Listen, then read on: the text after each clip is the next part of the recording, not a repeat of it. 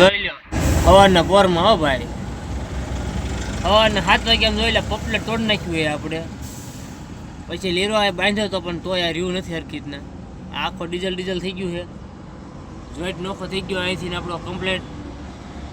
એ તો મારી ગયું પણ આ 2 ડીઝલની 2 પાઇપે તોડી નાખી. જો આ રિટર્ન અને જાવકની 2 પાઇપ તૂટી ગઈ છે. પછી એક આ બ્રેકનું તોડી નાખ્યું આપણે. જો ટૂંકમાં સારી પાઇપને સમરી બોલાવી દીધી છે ગાડીએ. જો આ બ્રેકની પાઇપ તોડી નાખી છે 2. અહીંથી 2 પતી ગયા. આ ફેલ થઈ ગઈ, આ ફેલ. એક તો તૂટી ગઈ, એક હાવ ફેલ થઈ ગયેલી. ટૂંકમાં 2 પાઇપો અને 2 ને 2 4 પાઇપ. 4 પાઇપ તોડી નાખી આ પપલરના કારણે સવારના પોરમાં.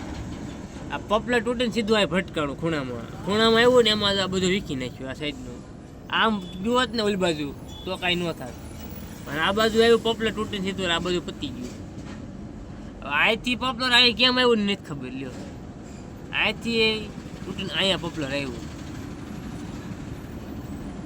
અને ઉપર સડી ગયેલું એમને મેં ઉપર હડી ગયું. જો ટૂંકમાં અહીંથી અહીં પપલર આવ્યું કેમ નહીં ખબર પડી. પપલર હેઠું પડે એને બદલે અહીંયા ઘરી ગયું ખૂણામાં ગયું ને એમાં બધી પથારી ફરી ગઈ છે.